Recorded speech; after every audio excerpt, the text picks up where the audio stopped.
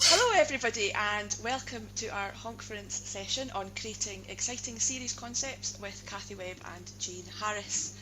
I am Elizabeth Frattaroli from the Golden Egg social team and I'll be handing over to Cathy and Jane in just a moment, but there will be plenty of time for audience questions at the end. When you are asking a question, could you please pop it in the designated Ask a Question box at the bottom of the screen rather than the chat, and then all audience members will be able to vote on the ones that they want to see answered first. We're also supporting 7 Stories over this weekend, and there's a donation button at the bottom of the screen. 7 Stories is Britain's national home for children's books and provides an invaluable archive and educational resource for promoting literacy. And now to the main event. Cathy and Jane are both experienced industry editors who we're also lucky enough to have as part of the Golden Egg Academy, and they're going to introduce themselves and say a bit more about who they are. So welcome to you both. Thank you so much for joining us today. I know our audience are in for a treat, so I'm going to disappear for now and then pop up back later for the Q&As.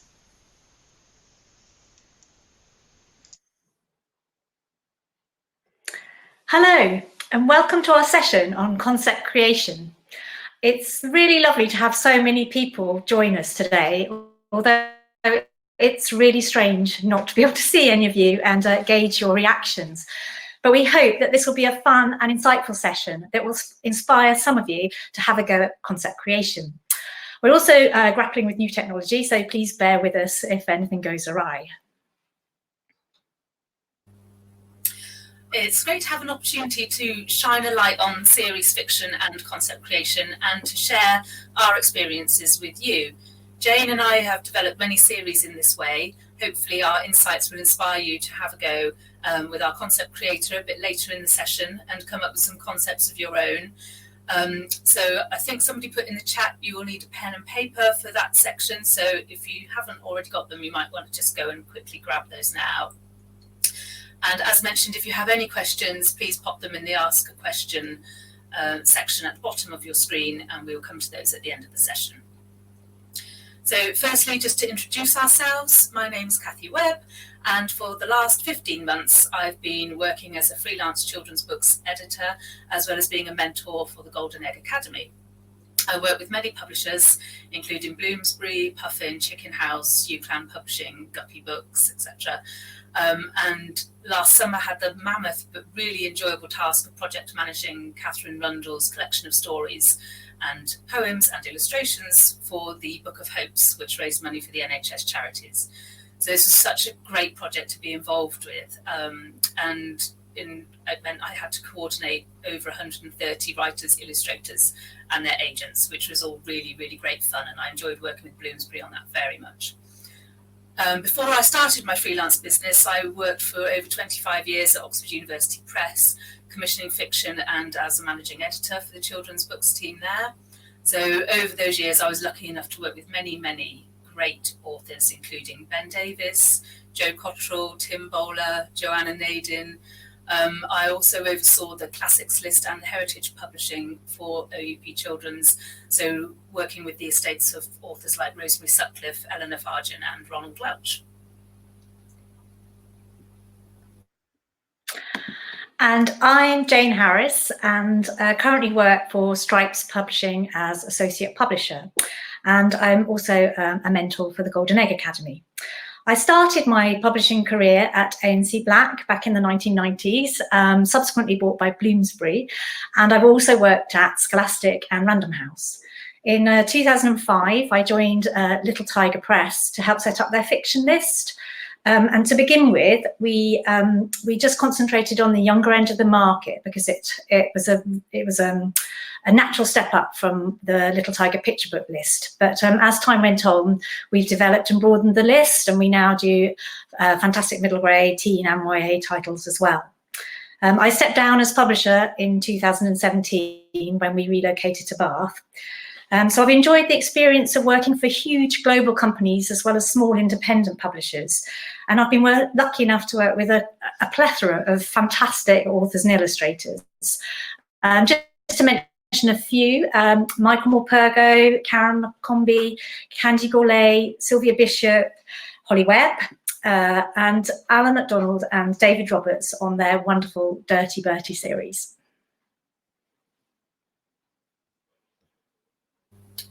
Okay, so before we begin, I wonder if you could just maybe type in the chat a yes or no, just to let Jane and I know if you're familiar with even with the term concept creation and have some understanding of what it means to create concepts. You could just put something in the chat. I'm just going to try and share my screen while you're doing that.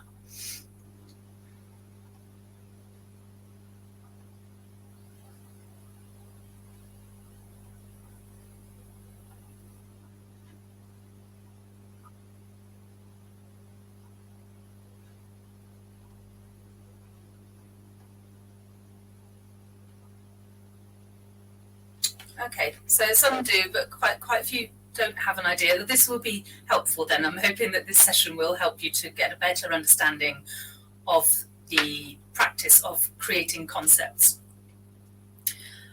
So concept creation for the purposes of this session is the process whereby a group of people sit down together and brainstorm ideas for book series and then develop them together.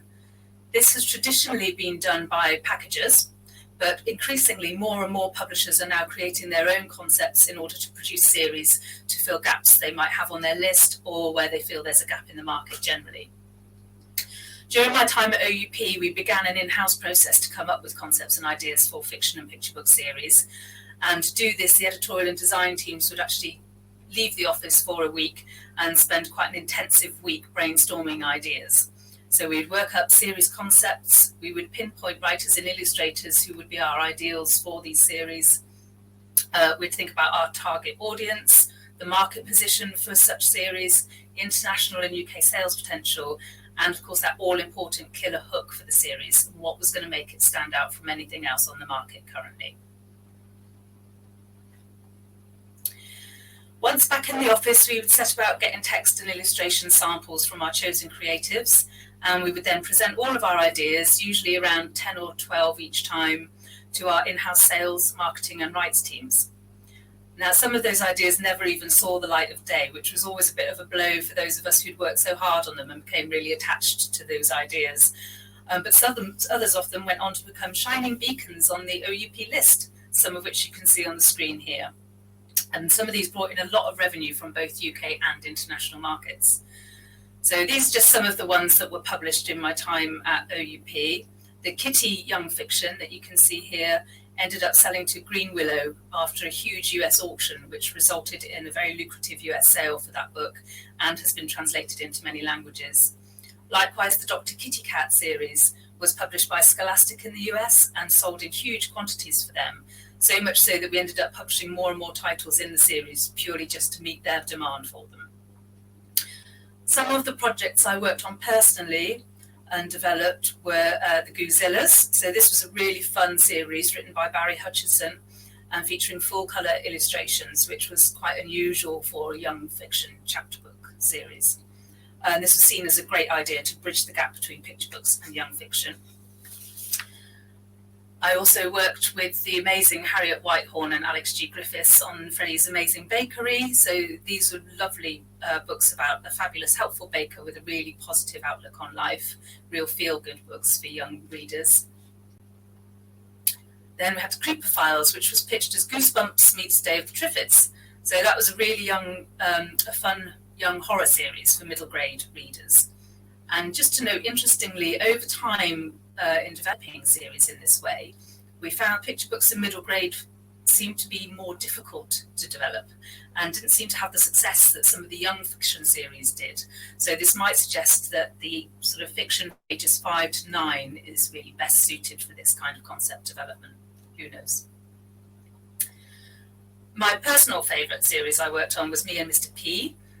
These 4 books all feature a real live polar bear who doesn't speak and he doesn't wear clothes, but weirdly does carry a suitcase around with him for all his essentials. And he sort of pops up to visit children who have got problems and helps to solve their problems. So he's almost like a bear version of Mary Poppins. And at the end of each story, he then disappears off into the sunset, only to pop up in the next book to help another child out. One of the exciting things about working on series fiction is when you sell foreign editions, and these are just some of the ones that we had into the office for me and Mr. P. I particularly like Senor P. And also, to demonstrate ideas can come from anywhere. The concept for me and Mr. P actually came, this is the inspiration, here is the real Mr. P. So he's actually my daughter's beloved toy, who still comes on holiday with us and lives on Lucy's bed, even though she's now nearly 16. And just the name Mr. P was enough to spark the idea for the Me and Mr. P series. For this series, we came up with the concept and I wrote up a storyline for the first story. And we then contacted students at the Writing for Young People MA course at Bath Spa University and asked them if they would like to try and write samples for this series. From these samples, we chose the brilliant Maria Farah, and she ended up writing all 4 books for us about Mr. P, which went on to be shortlisted for many awards, and Maria went all over the place doing multitudes of events and school visits and took this life-size cardboard cutout of Mr. P with her everywhere that she went. Contacting Bath Spa students to sample for this series was just one of the ways that we used to try and find new writers from different walks of life. So other people that we contacted we had, for example, an English teacher who was also a martial arts instructor, wrote one of our series. We contacted an environmentalist for one of our series, and also had samples in from travel journalists and such like.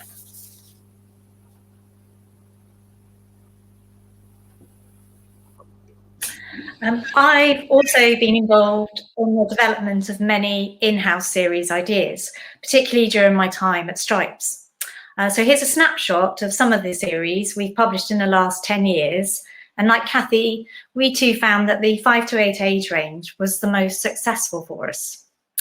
Our brainstorming sessions typically included the editorial and design teams armed with a large quantity of biscuits, throwing ideas around and seeing what sparked.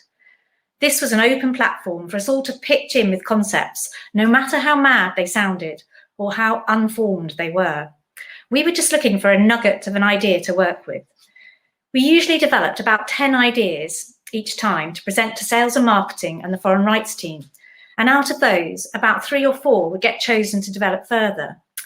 The ideas needed to be commercial in order to work across a number of sales channels, in particular the trade and school book fairs, universal in their appeal so that they would be of interest to foreign publishers, pitch perfect for the target audience with a strong hook, timeless, and by this I mean that the idea wasn't based on a fad that children would quickly lose interest in, and with the ability to grow into a series. So some of our series ended up being 12 books and some of them ended up being 4, but we needed to know that the nub of the idea could be expanded into a series of books. So all these factors were taken into consideration when deciding whether or not to move forward with a project. So take, for example, Undead Pets, which is on the bottom. The series is about a boy who makes a wish on an Egyptian amulet and becomes the protector of a menagerie of undead pets, all of whom need something doing in the living world in order to be at peace. It was the antithesis of the heartwarming animal series that Stripes was known for. But we knew it had a strong and original concept, if a little dark, and had huge child appeal. The series did really well for us in the UK, and it had 11 rights deals, including the US. It was also option for TV, and sadly the option didn't come to anything, as is often the way, but it was really indicative of what a strong idea and a good hook it was. I've also pulled out ninja meerkats as one of our madder ideas. So this is about 4 mighty meerkats known as the Clan of the Scorpion, armed to the teeth with ninja know-how and bad jokes, who are bound to protect the world from their evil nemesis, the Ringmaster. We pitched this when meerkats were making it big. In TV advertising with Compare the Meerkat, and also on TV, the Meerkat Manor series. And a hunch that this could be a big success was right. So I've included the pitch document that we put together for the sales presentation. You can see that we've added competitive titles, always useful to know, and we've also dummied up some rough cover ideas, which actually aren't that far from what we ended up with. It's always really interesting. I really like looking back at where series started and what they were when they actually got into the shops. So I always keep all the or the sales sheets that we do for every series. And I just wanted to mention Beaky Malone. It's a personal favourite and another series written by Barry Hutchison. This is about a boy who tells such whopping lies that his long-suffering sister puts him inside a weird truth-telling machine. And it works, with the result that Beaky can now only tell the truth. So the idea came from simply wondering what it would be like if you could only tell the truth about everything. And then we gave the idea another dimension by initially making Beaky infamous for his whopping fibs. The problems Beaky has trying to convince people that he's now telling the truth lead to some very funny and toe-curling situations for him. This was a really fun series to work on, and Barry's texts were brilliantly complemented by Katie Aby's illustrations. And we pitched it alongside Tom Gates, Dork Diaries, Barry Loser and Wimpy Kid. So in terms of finding writers for our projects, so once an idea has the green light, an editor will work up the series outline, developing the central characters, the storylines, the story arc and the overall story arc, and plan out the first book in quite a lot of detail. And then we usually pitch our ideas to agents who'll consider which authors they have on their list who may be interesting in sampling for us. So we normally get in quite a few samples from different authors, and then we all read them blind. We take the names off so we don't know who's written them, and then we all consider them anonymously and discuss them. So it's a really interesting process and a really fun one to be involved in. So I say never give up on an idea if you feel that there's the beginning of something there. Galaxy Heroes, Cupcake Magic, Pet Diaries, Unicorns from Outer Space.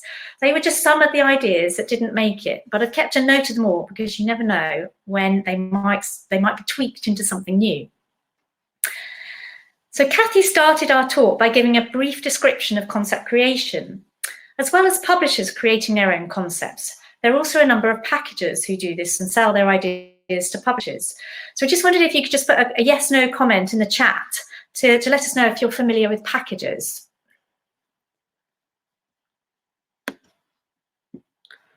Let's see. My chat's taking a bit of time to catch up with itself. I'd say more no than... probably more no's than yeses there. So two of the most successful series developed in this way are Beast Quest and Rainbow Magic, which were both developed by the packager Working Partners. Working Partners has been producing hugely popular children's series for publishers for over 20 years. You can see the breadth of their work here, and I'm sure you'll recognise quite a few series. So they have a whole team of people who come up with ideas, they road test them, and they hone them, and they might talk to a publisher about the kind of things that they like. And if a publisher says, "Oh God, I really want a story about a parrot in space," then they'll come up with a concept for that for them. So that they work closely with publishers to develop ideas. So it's just what a publisher wants and feels that they need on their list. And it's a really successful. Working Partners is the most successful packager of children's fiction. So just to look at Rainbow Magic for a moment, which is top right. I'm sure most of you will be familiar with Rainbow Magic, but this is probably, I would say, their most successful series. It's a really simple concept about two girls who help their fairy friends to outwit their nemesis, Jack Frost. They had the ingenious idea of publishing the books in groups of 7, one for each colour of the rainbow, thus making them hugely collectible to their target reader. So just to have a guess at how many books you think there are in this series, if you just want to type your answer in the chat box, just have a guess at how many you think there are in the series of Rainbow Magic. Wow, 350. That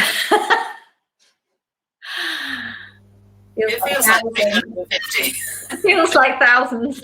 I mean, the series is phenomenal. I've got... Wow, yeah, it's yes, near 200. Well, on their website, they say that they have published over 160, which is absolutely phenomenal, and they say that 30 million copies have been sold worldwide. So you can just see how successful, and it's a really simple idea, but just how successful it was and how it was honed for the target readers that they were aiming at. So working partners are the masters when it comes to creating fantastic fiction concepts. And one of the key ingredients to their success, apart from coming up with a blinding concept, is that they know their audience. They have a reader in mind for each series that they develop. They'll know what these children watch on TV, the books and authors they enjoy, their hobbies, what they like to wear and who their friends are. And by doing this groundwork, they know that each series has a ready-made audience. Inspiration for characters and story concepts can come from numerous places. So it's always worth looking around at the latest computer games, TV shows that children are enjoying. And I've always found kids' magazines and newspapers are a really good source of inspiration for concepts. Or it could even be just something that you read yourself that captures your imagination. So an example of this was this article that I read in my local paper back in 2018 about a student in Oxford who was going out on his bike delivering soup to the homeless people around the city. He'd been nicknamed the soup peddler. And I wondered about developing a story about a boy or girl who could do something similar. Just this idea that a young person could just hop on their bike and go out and give some soup to people who needed it. And this could have a ripple effect whereby young people everywhere would go out and about delivering soup to those in need. Now, I had the idea of the title for this could be Soup Movement.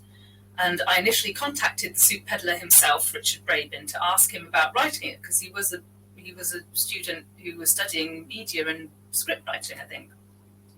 But sadly, it didn't work out with Richard. So the idea was just sort of put in a drawer for a while, but it just bubbled away there and I couldn't ever just let it go. And I felt like there was a lovely, positive, feel-good story in there somewhere, but just didn't know how to get at it.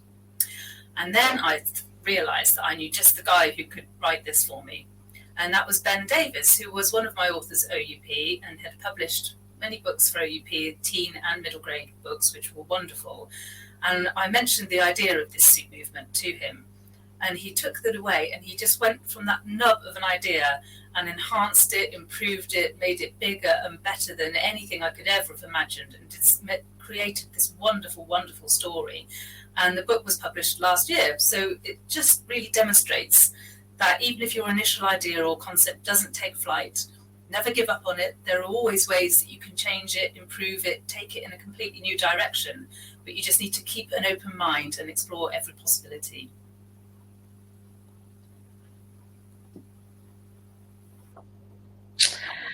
So today, Kathy and I would like to demonstrate to you how easy it is to come up with a simple concept idea. This is not to say that the idea is going to immediately work, but it could be the start of something, just a nugget of something on which to build and push and grow into an idea that could be the start of a story. So in the age-old tradition of Facebook quizzes, we would like you to use your birthday, birth month, and first and last initials to come up with your own genre, emotion, character, and setting, which could provide you with a good story starter. So if you've got your paper and pen handy, first off, we have the all-important genre. So is your series going to be an adventure series or a cowboy story, or maybe it's a diary? So if you could just check through, find your birth month and note it down.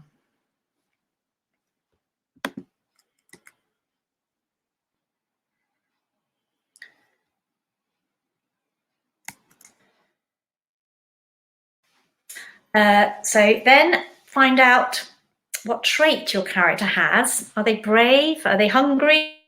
Or maybe even apologetic?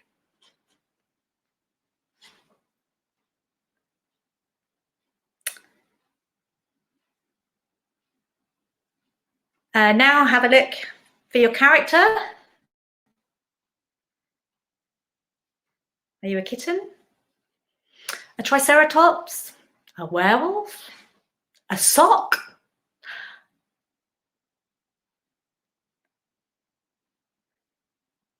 And finally, the setting. Are you going to be on the moon? Or in a toy shop? Or perhaps at a pizza parlour? or even a boat race.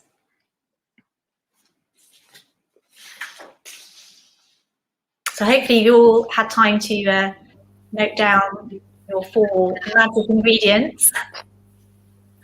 So Jane and I have also been using the concept generator ourselves to come up with our own, dare I say, killer concepts to show to you.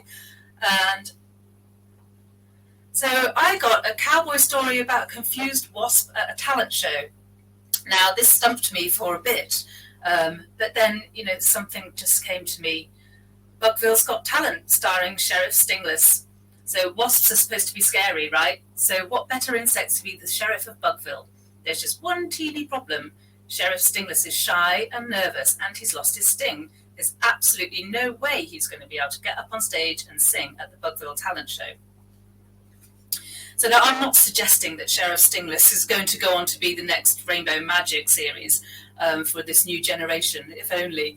But this does demonstrate that something that you jot down literally in 5 minutes can start the process. Once you've got something, anything to start working on, you can then spend time improving it, taking it in another direction, adding or removing elements, and thinking about your characters and the world they live in. And if it's still not going anywhere, you can put it away and maybe start thinking about a new idea. But you don't need to trash it completely though, because you never know when another idea might pop up that would work well with your original concept. So once you've got your concept, as Jane mentioned earlier, what working partners do, and what's always a really good discipline, is to think really carefully about your reader. And one idea for doing this is to come up with an actual profile for them, something along these lines. So this will help you pinpoint whereabouts in the market you think your concept will sit. So for this example, I think a reader who enjoyed the books, the Mr. Penguin books and Nothing to See Here Hotel, would really like a Sheriff Stingless title, and it would sit in that space in the bookshop and in the market for children of that age.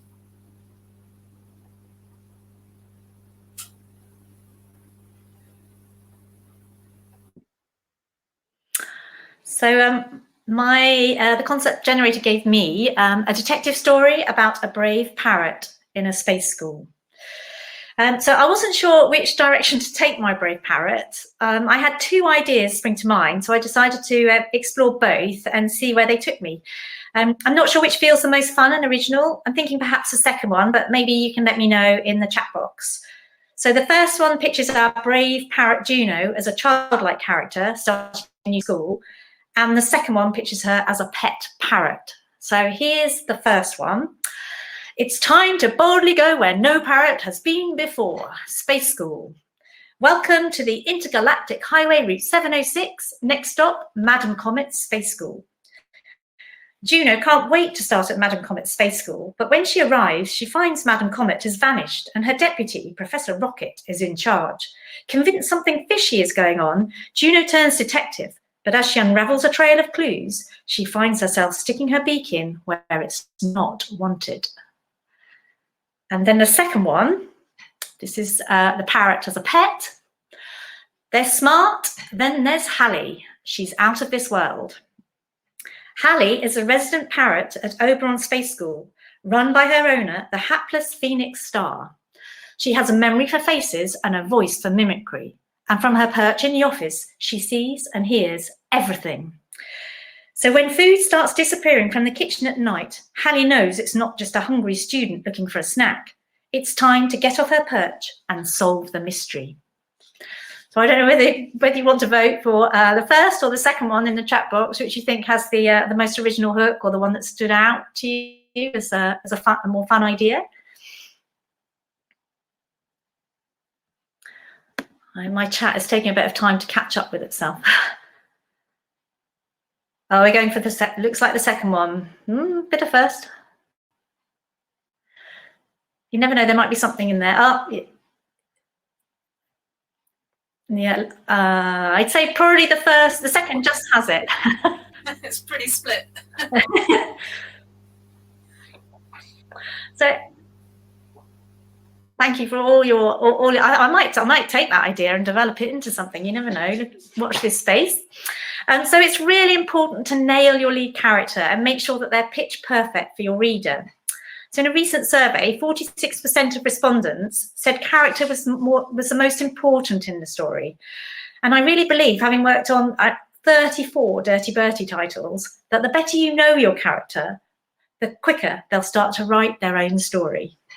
So these are just a snapshot of the kinds of questions you could ask your character to pin them down. So can you pin their character down in 3 adjectives?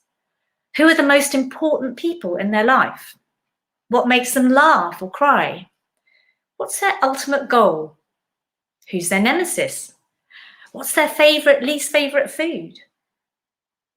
What do they like to wear? What are their favourite clothes? And what sort of gadgets do they have? So there's a multitude of questions that you could ask yourself depending on what your character is. But it's just really key to understand who that character is before you get going. And then they'll start to tell their own story. So now it's your turn to share your concepts. I know you've been sharing some of them in the chat already. So yeah, if you haven't, please do feel free to share your concepts in the chat. I was trying to see some of them as they were scrolling up and down, but one that caught my eye was a diary of a silent alien on the moon. I love that idea, the idea of an alien being so silent that he actually writes a diary. That was a really fun idea that came out. There was another one about a know-it-all pirate in the museum. Sounded fun. I wondered which area of which room of the museum he might be in. So if you want to share your ideas, a cowboy story about a sleeping owl in an ice palace. There was one about an avocado which in an ice palace, which I thought sounded great. You had to channel some Frozen into that, I think. If you can have a detective story, a hotel inspector as well. Yeah, a detective story for an angry wizard in a library. I wonder why he's angry and what he's doing in that library. Maybe he's looking for a book that he's lost, that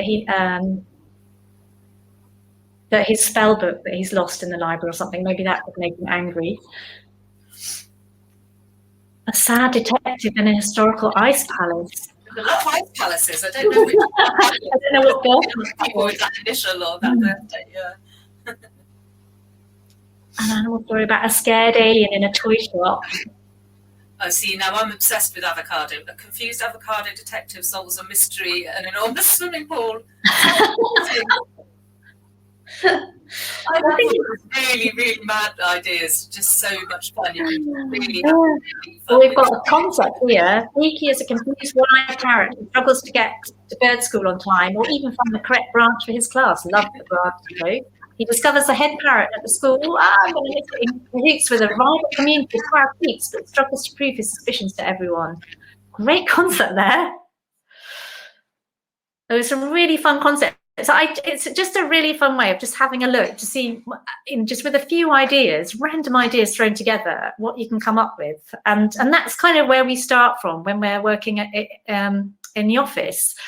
And it's just really fascinating. And the designers bring another sort of angle to it. Often they come with an illustration or an artist that they say, we really want to work with them, or we've seen this picture of something, and that will spark an idea.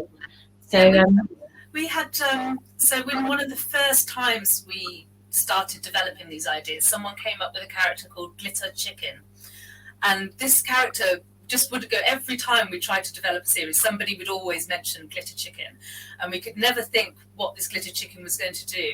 And then eventually in the Goozillas series, we had the evil nemesis was Glitter Chick, and she used to come and she was just this really evil chick that used to come around. So that was years later, but this character just came back round again and ended up in one of the series. So you just never know when they're going to turn up again.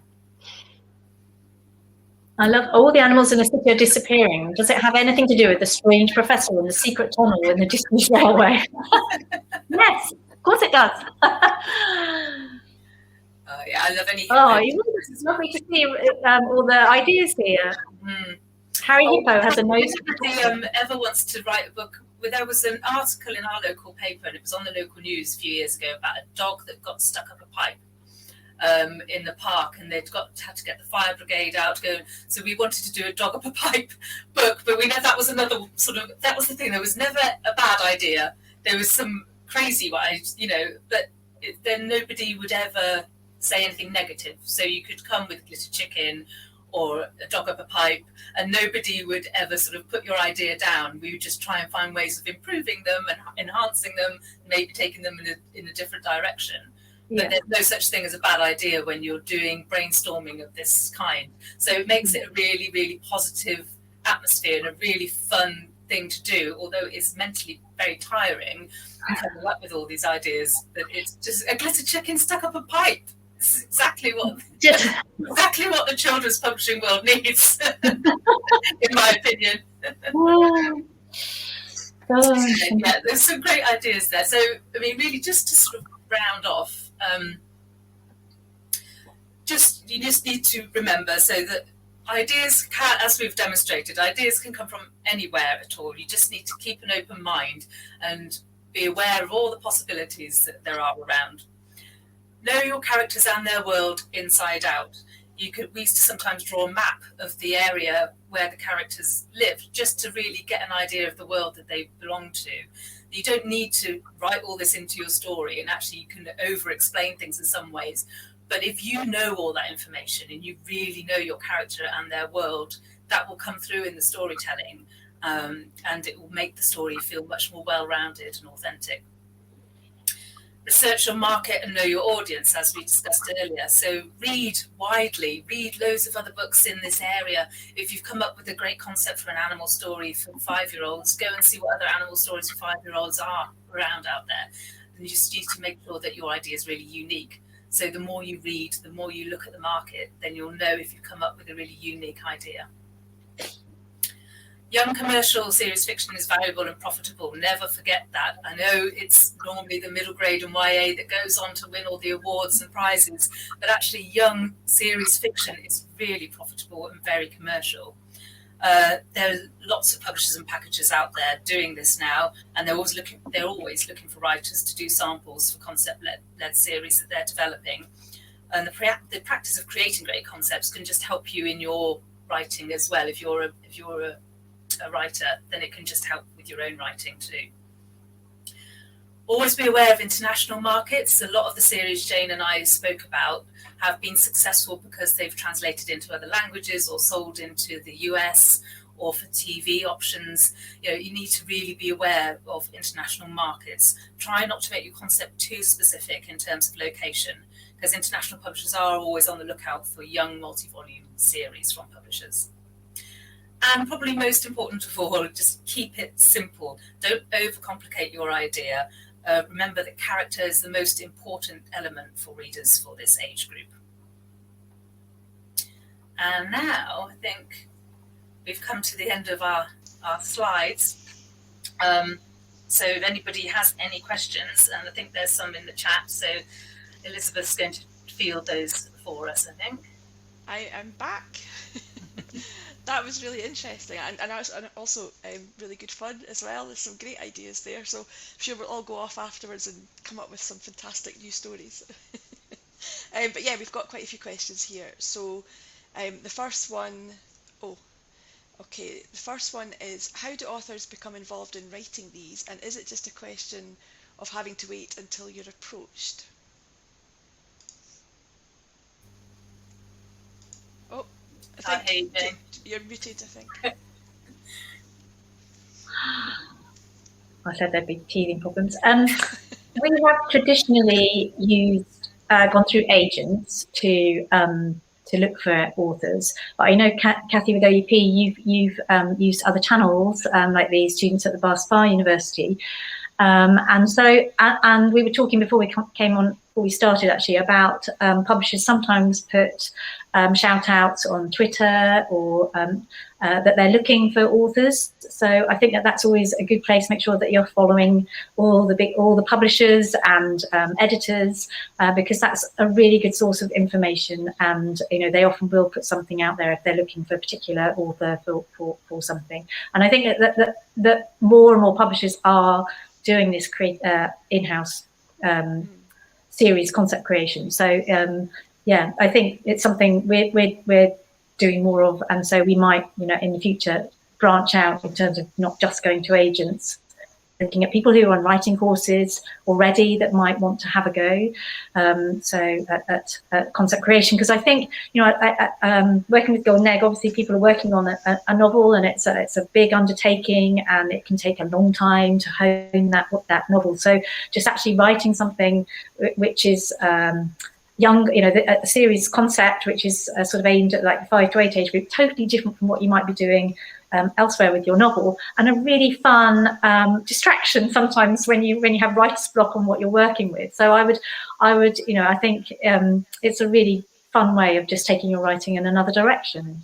So yeah, Kathy, I don't know if you've got anything else to add to that. No. I mean, we did used to sort of approach sort of non-traditional writers, as it were, and a lot of the time it was just about, we used to look around at websites for people who were in the line of work or had an interest in the subject that we wanted to do a series about. So in some respects it's quite hard to just put yourself out there, and we did approach people. But I think, as Jane says, there are a lot more publishers doing this now, and I think that Twitter, although it is quite hard work sometimes navigating Twitter, if you keep on top of the publishers that you're interested in, then, you know, they do sometimes put out shouts for writers. And I think publishers are working, I know Golden Egg work really closely with agents and publishers. So, you know, there are other routes into getting your work in front of these editors who are doing these series. That's good to know. I think the next question actually is quite similar, kind of leads on from that, from LG. And they've asked, can an individual author come up with and sell a series like this themselves, or is it always in-house a publisher or book packager with author as work for hire?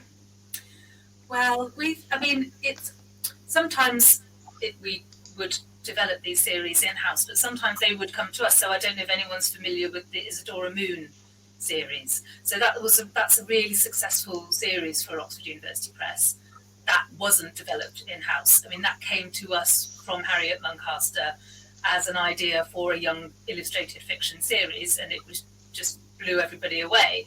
So I think, yeah, it's not always developed in-house, and you can come up with your own concepts and approach agents and publishers if you've got a really good, unique concept, which Isadora Moon was, this half fairy, half vampire girl, was a really unique concept, and the look of it and the artwork that Harriet had done. So yeah, it doesn't always have to be developed in-house. Okay. So Jane, Hannah has asked here, what makes a concept feel commercial? Is there a magic? It's I wish I could distill it into one sentence, but I think it's about knowing your reader and knowing where the idea will sit in the market. And if you go into bookshops and you're looking at the table, you're looking at what's on the tables, or you're looking at what's facing out, can you imagine your concept, your book on that shelf? Will it sit there? How will it fare with the other books that are out there?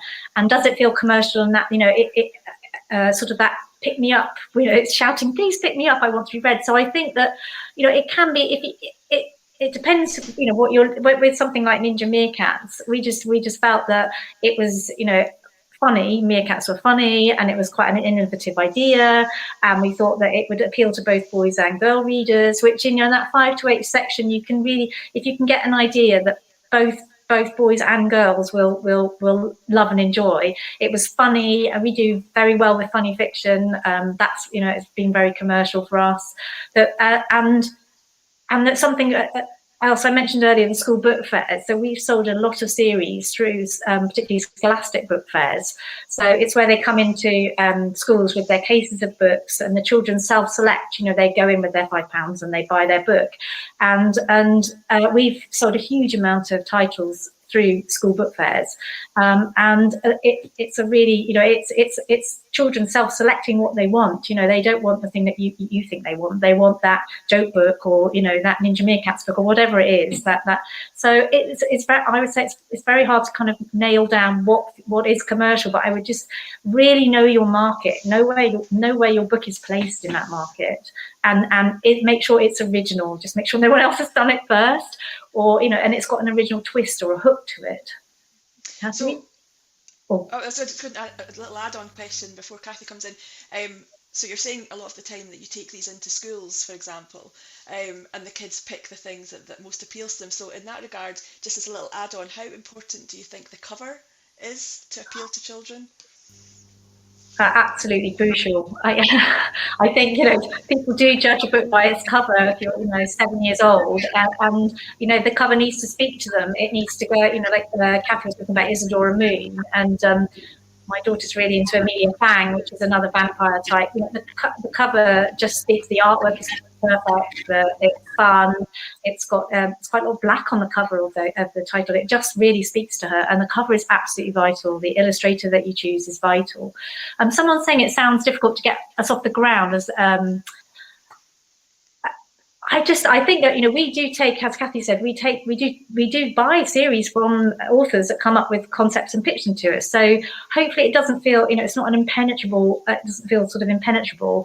We do come up with concepts in house. So that's to fill gaps on our list where we feel that we've got a hole for a young fiction series or whatever. But we do, as Kathy said about OUP, we do buy series from authors, and I'm working with someone from Golden Egg at the moment who is working on a young series.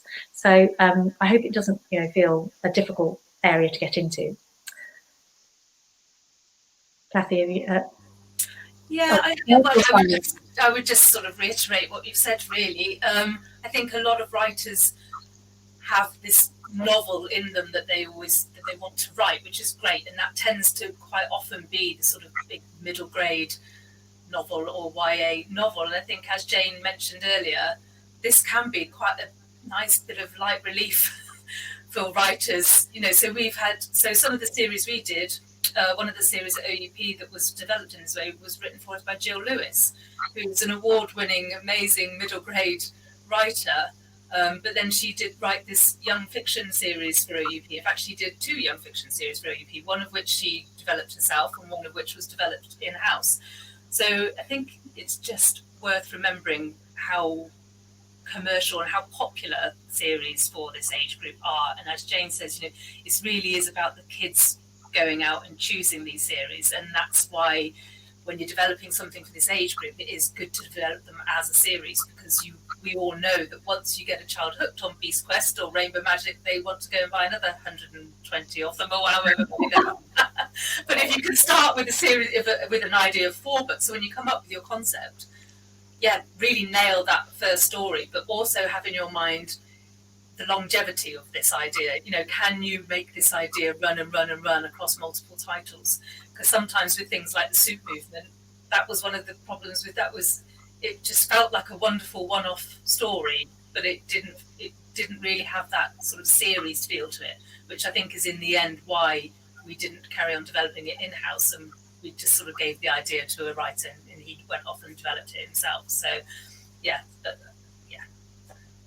Okay, one of my friend's daughters was absolutely hooked on Warrior Cats when she was about 8, and she wouldn't read anything else, and then she eventually started doing her own fan fiction and stuff. So it's really nice to see how these things inspire the youngsters as well. So our next question is from Julie, and she is asking what the word count is on these kind of early chapter books.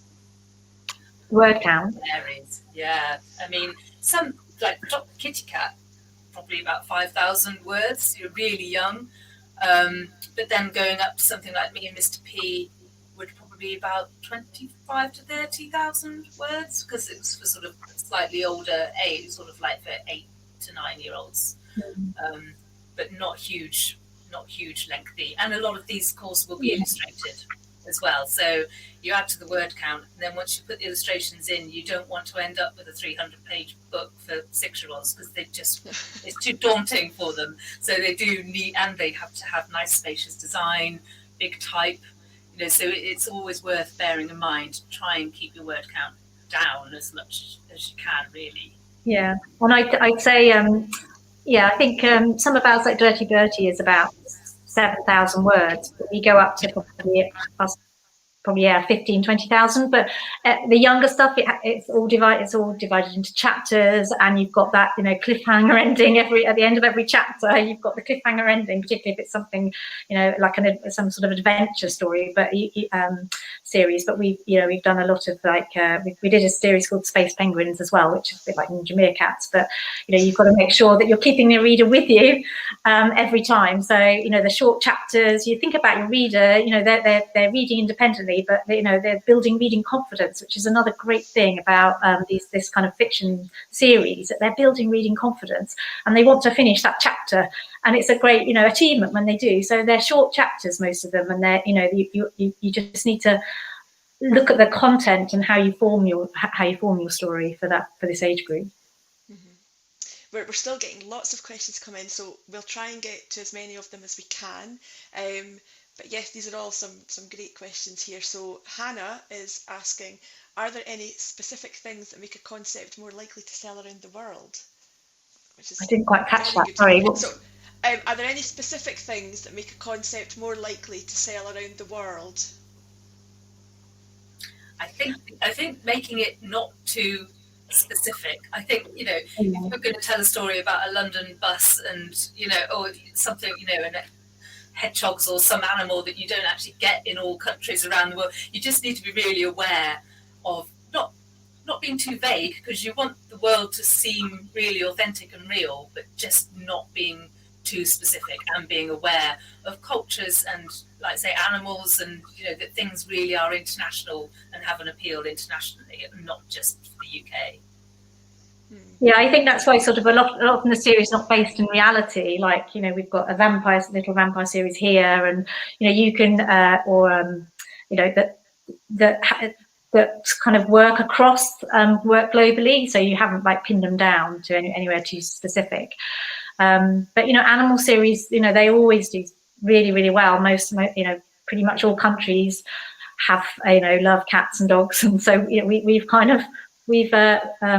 you know, made the most of that with a lot of that Stripes do.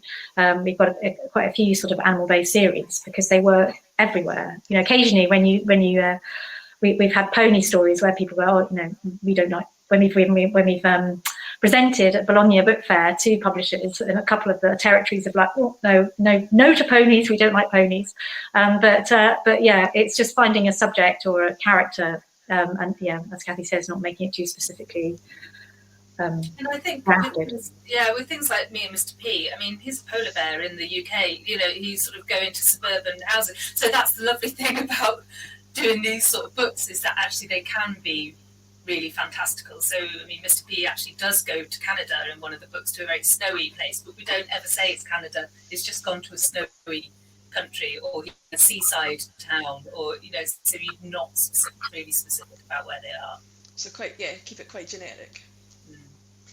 I just thought about one more thing to mention on that. I'm going back to that Ninja Meerkat series. The Ninja Meerkats used to go to different countries, so that made it really accessible when we sold it abroad. We say, oh yes, there's an adventure in New York, and there's an adventure in China, and there's an adventure in, you know, wherever. So we were able to kind of, it felt very global as an idea because they were traveling all over the world.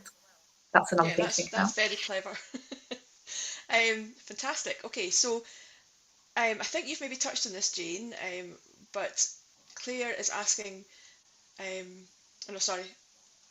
missed one. Dan is saying, are there any opportunities for unknown writers to submit samples? For authors to submit samples to publishers. Yeah, so that would be a general submission kind of thing. Yeah, I mean, I think it's very much publisher, it depends on the publisher, and, you know, I think a lot of people are, you know, quite a few of the bigger publishers aren't accepting submissions, but there are quite a lot of publishers that still are accepting submissions. So I would look at, like, the Writers and Artists Yearbook or somewhere like that will say whether a publisher is accepting submissions, and then pitch your idea to them. Pitch it as a series concept. As a series concept, and, you know, I think if you're pitching a series concept, you know, this is my first idea, but hey, this is where it could go in, you know, books 2, 3, and 4. But yeah, so there are publishers who are taking submissions. So I think, and sometimes I think publishers have that shout out. They're like, hey, we're looking for this, and it will be on Twitter. We're looking for a series about this or a new So I think it's just worth keeping your eye out on social media, because people are suddenly they need something, there's a hole on their list, or they've suddenly seen a trend in something and they don't have that, and so they want to fill it quickly. So definitely worth keeping an eye on Twitter and just looking at writers and artists. Yeah, I've seen agents on Twitter as well asking for people who are writing specific genres or for a specific age, so it's always worth looking in Writers and Artists Yearbook and finding all the agents who representing people who are writing the kind of things that you want to write as well, and following a lot of agents on Twitter as well, because they often put shout outs for things as well. Yes. Okay. So Claire's question was, does this model mean that publishers are taking on fewer author-led projects? Taking fewer author? No, I don't think so. I mean, I think we've got a nice mix on our list. It was something that we always did, because when we were starting up Stripes, we were very specific about what we wanted to have on the list, and we sort of were filling various gaps that we felt we needed to fill, and we were new. So, but then as it grew, it became a mixture of content created in-house and author-led series. So we've got a lot of author-led series who are creating series for us. So I think I don't think it's taking away from our concept creation is taking away from authors pitching their ideas and being successful. So sort of Linda Chapman, Barry Hutchison, Gareth Jones, they've all written their own series on the Stripes. Yes, so that's all quite positive. So Claire, again, I think it might be the same Claire, has asked if authors and illustrators are paid in advance and royalty for these projects, and who has the copyright? Well, on the books that we did at OUP, yes, they were paid in advance and royalty. Yes, the copyright was with them. The IP was with OUP a lot of the time. So I think the idea of publishers like to generate these series is so that they can keep the rights. So, because a lot of the time agents don't always want to sell all the rights in a book to a publisher. So by developing ideas in-house means the publisher can retain all those rights so that they can sell to the US and to TV companies, and they've got the merchandising rights and all those things that they want to do that will make something a real global success.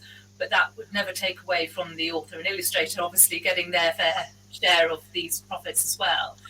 And particularly want authors, we want the series to be author and illustrator led, so that we can have authors like Maria Farah who to go out and do events and school visits, and the authors who write in this way or for these kinds of series were doing all the same kinds of things that authors who had come through more traditional channels were doing. So in terms of events and all that kind of thing. So yeah. Great. I think we've maybe got time for another couple of questions, so I'm just going to pick some here. There was one that said, and I think you've probably answered this already with it being the more chapter book things, but does this series concept creation work for YA series as well? We've done a couple of YA series, but one of them was it was a bit different. So we have the Red Eye horror series. So we came up with the idea for a horror series, and it was kind of sort of an updated point horror in a way. That was where we started. When I'd been at Scholastic, that series was very successful. So we came up with a framework for what the series was, but we didn't pitch ideas to authors. We just pitched the idea of the series, and then we went out to agents and said, we've got this new horror series and this is what it's going to be, but we want agents to come up with their original ideas. So it's a slightly different way of working, but again, it was a kind of in-house. Red Eye was an in-house idea as a series umbrella, because I think often the stories are all standalone, but we felt they needed a kind of umbrella series to kind of group them together so that people could find them. So and we have done one other YA series, which was kind of a historical fiction, which we did plan out quite with the author. I would say that's harder, and I think you're with YA, you're much more reliant on the voice to tell the story, and people want to have fun. Take ownership, I think, of the story. Whereas what we're doing with concept creation in that 5 to 8, we're very much plotting it out and going, and here you are, we've got the bare bones, go away. And I think it doesn't work so successfully for YA. But it did work for Red Eye in the way that we created the series. Okay. Kathy, can I quickly ask you, Jessica has asked, if you are writing a series including various monsters, is it important to have a central character who is identifiable as child-aged, i.e. not all adult monsters? Yeah, it's quite, I would have child monsters as well. Yeah, I think it's quite important for children to see themselves represented in terms of a childlike character. So it doesn't necessarily have to be a child. It can be a puppy or a monster or an avocado or whatever, but just for them to sort of have a childlike character at the core is really good. And even for things like Goozillas, I mean, those are just 5 little green guys running around, and they're not human, but they're very childlike in the things that they do and things they get up to. So I just think you can have adult characters as well, but I always think that having the child at the centre is about knowing your reader. Again, your reader is going to want to see some of themselves in the main character that you're creating, I think. Yes, I think. I know I'm very conscious of time, but there's just one more question I tried to get to from Laura, if that's okay. And she's asking, if you're writing your debut novel, should you know if this will become a series of books in advance of completing the novel?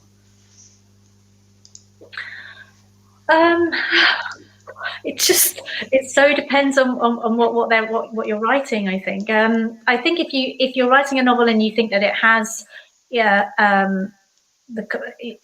could grow into a series or even a trilogy of books, or have a prequel, a sequel, whatever, then I think it's always worth bearing that in mind, because publishers like to know that, whether they're launching a standalone book or whether it could be something else. So I think it's always good to have an idea of it, but I wouldn't spend too much time on kind of putting those things out.